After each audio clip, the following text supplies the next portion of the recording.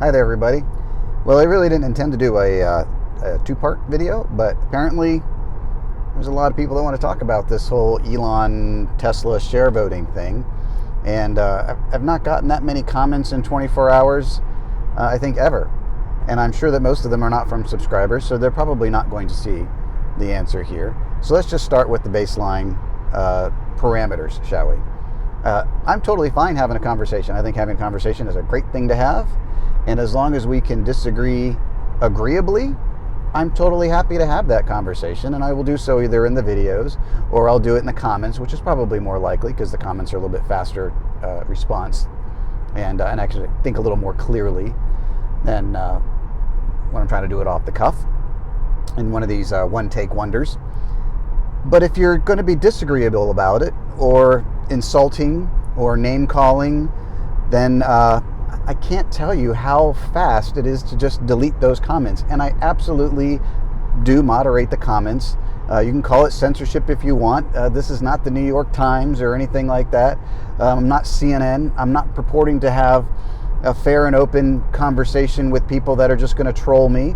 So yeah, they are moderated. And if you spell out some long diatribe that involves a lot of negative talk, it's one click and you're gone. And if I happen to notice a pattern, I'll block people. It's totally fine. As I've said before, at this point, YouTube pays me about $1 a day. And I don't owe anything to anybody at that price. So that's where it is. But I'm totally happy to engage if we can do it with some civility and some intelligence. So, having said that, and I will say that if you want to go back and watch more videos and I start earning more from YouTube, then I'll start giving YouTube more of my time, and as that goes up, the moderation on the comments goes down, because that does become my business at that point, right? But at $1, I just don't have to deal with you for $1. I just don't. An interesting thing I would note, though, is that a lot of the comments that I got were in regards to things that I answered in the video, which is weird to me. And then I went back and looked at the analytics, and granted, this is just analytics over the first day, but of a 10-minute video, there was an average view of 3 minutes. So people saw something they didn't like. A lot of them just commented right away, but didn't bother to actually watch and see what my reasoning was. Told me I was making emotional decisions and things like that. This is actually the opposite of an emotional decision. It's to the point where I'm kind of apathetic about what happens to Tesla's stock. I am not apathetic what happens to the company Tesla. I would very much like for them to stay in the business of making compelling electric cars, but I just disagree with the direction that Elon's taking it. And I think that is something that should concern all owners of Teslas at this point, because he's cutting things that we actually use, like service and superchargers. But I digress. Fundamentally, my beef is with the way the pay package was initially passed. If you do any kind of research at all, you'll find that of comparable CEOs, he's getting pay that's 250 times the norm. In fact, the second, the pay package below his is also his, and that is from when the company was much smaller, and even then, it's still 13 times what is typical for a CEO. I forget where I saw that metric, but I thought those numbers were fairly compelling. You can do your own research. If you don't believe the numbers, you know what? I don't have to prove it to you. I read it somewhere. But if you look at the numbers as what they are, this is way more than any other CEO would have been approved for by any other board if the board had been operating with the shareholder interest in mind. I get that Elon's this godlike visionary for a lot of people, but he's still fundamentally a businessman, and he needs to perform. Now, if a CEO starts doing the kind of things detrimental to a brand, both in image and in operations, that Elon has done most recently, I think you would see that CEO fairly rapidly replaced by the board, or at the very least, there would be some kind of repercussions, and I don't believe that we've seen any repercussions for Elon from the board. In fact, they're now trying to stack the board even more favorably by adding in some people that are aligned with him. Looking at you, Mr. Murdoch. So that's a whole nother issue. So the pay package was kind of initially passed by people that were just rubber stamping what was happening. and they weren't representing the shareholders, and the shareholder disagreed with that approach and filed a lawsuit, and the judge got involved because that is a shareholder's right to sue the company or sue the board if the board's not going to operate in the interest of the shareholder. That is kind of how the system works. The judge granted him some relief, and I think it's actually a fairly fair thing to do is to then put the vote, the shareholders' gripe is that the pay package was not in shareholders' best interest, so let's let the shareholders decide that, is basically what the judge said, and we get to do that. We get to vote. So I voted. You can vote the way you want to vote. It's totally fine with me. That's what it's all about.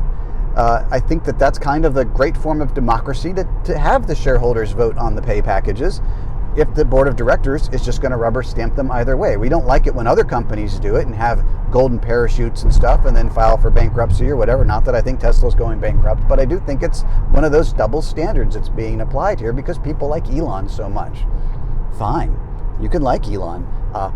I liked Elon back in the day too, but I feel like since 2019 he's been kind of replaceable. Tesla as a car company has not really done anything since 2019 that any other CEO couldn't have done, unless you count Cybertruck, which I think the jury's still out on whether that was a good idea or not. Model Y is derivative of Model 3. It was going to come out regardless. It didn't take, a rocket scientist to create Model Y. So I kind of feel like his usefulness and his innovation at Tesla sort of has stagnated, and I think it may be necessary for him to go, for the company to move forward as a viable car company. Now, if you believe that the company is all about AI and not about making cars, then you probably like the way things are going. You know what? You should probably vote yes then. Keep that guy in charge. I kind of don't like the way it's going. I kind of like them just making cars. I think it's a darn good car. Let's make more of them. Let's make them cheaper. Let's make more variety. How about, vans and trucks and, a $25,000 car that hasn't appeared. I don't really care about the robo-taxi thing. I feel like it's a fool's errand. So that's a whole nother thing. I guess you could say a parallel I would make would be Republicans in the George Bush era feel like the party moved from them into the Trump era. Not that they changed their view, but that the party went off to the far right. I look at Tesla kind of the same way. When I bought the stock, 10 years ago, actually it was more than 10 years ago, I think, I had a very particular idea of where I thought the company was going that was aligned with the public statements that Elon made in his Secret Plan Part 1, and I think even in Secret Plan Part 2, but I don't remember exactly which is which now. Anyway, I thought we were very aligned. I'm still on that path, and all I've seen is all kinds of random stuff ever since. I haven't really seen... I feel like they've kind of lost the plot a little bit. So I feel that Elon has moved from me, and the company has moved from me, but I'm still looking for the same stuff I was looking for back when I first bought the stock. Now, I'm all in on the stock that I have. I think it works out to about 15% of what I owned to cover my initial investment and make a little money so that, I can kind of be careless or carefree, I guess, about what happens to the stock from there on out. But the 85% that I kept, I certainly would like to see that grow as opposed to not grow. So I think that that's a fairly easy stance to take, and I don't see any problem with having a viable interest in the company, or a compelling interest in the company as a stockholder. Now, having said that, I've seen comments that are sort of along the lines of the love it or leave it, or why don't you take your toys and go home if you don't like the way Elon's playing. And I just don't believe in that kind of desertion of anything. If you believe in something, you stay there, and you make your voice heard, and you do what you can, and you ride out the good and you ride out the bad. And with the 85% of shares that I retained, I got those diamond hands because I think over time it's going to be useful one way or the other, even if it is the company getting bought by somebody else. I think something's going to happen in the next 10 years. I can't imagine it continues exactly the way it is, but I guess we will see. And that's, I guess, where it comes back to where I have this more nuanced view about the future of the company and where I think it's going. Is I think that there's a lot of potential there, and I'm eager to see what happens and to cash in on it, just like everybody else is. But I think it's time to have Elon reined in a bit. He's done an awful lot to destroy the reputation of the brand, to tarnish the image of the brand, And I just think he's distracted. And so I gave all the reasons why I'm voting no, and I think that's part of it. And I think that the answer that will come is he's going to get his pay. And so it's more of a vote of protest, to send a message kind of a thing. Whether he gets it or not, I don't know. Clearly a lot of the fans of Elon are not getting the message. They think everything's hunky-dory and they don't see a problem. And I think the sales figures speak for themselves, and I think that we're going to see another hard quarter come up here, which as a shareholder, again, I put at the feet of Elon. It just is what it is. So as far as what it's more than a car company argument, I think that goes back to, like I said in one of the comments I made on the earlier video, which you should watch that rather than watch this one first, because that's where I get more into my reasoning. But I think fundamentally you have to decide, is this a car company that has a lot of complementary businesses like power walls and semis and some software and solar panels, which I don't think they're really installing any solar anymore. I feel like that solar business just kind of went poof, which is another question I have. Solar roofs, I'm not seeing those. I don't think they even do them in Pittsburgh anymore.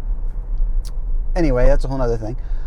Or do you see it as an AI company that happens to make cars to carry its software around, and it's going to be all about autonomy and robo-taxis and humanoid robots and all of that?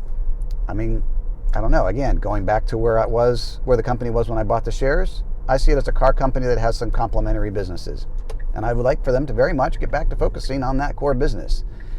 And I would very much like for Elon to stop doing things that are going to affect sales and make a reputation for the company that is unfavorable, considering the fact that I drive around this car every day and I love it, faults and all, but it has a gigantic emblem on it that is synonymous with one person.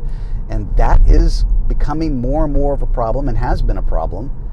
And I don't like that close association if it's going to be politicized the way it has been. So there's my explanation to some of the comments I've seen. Thanks for watching. Bye.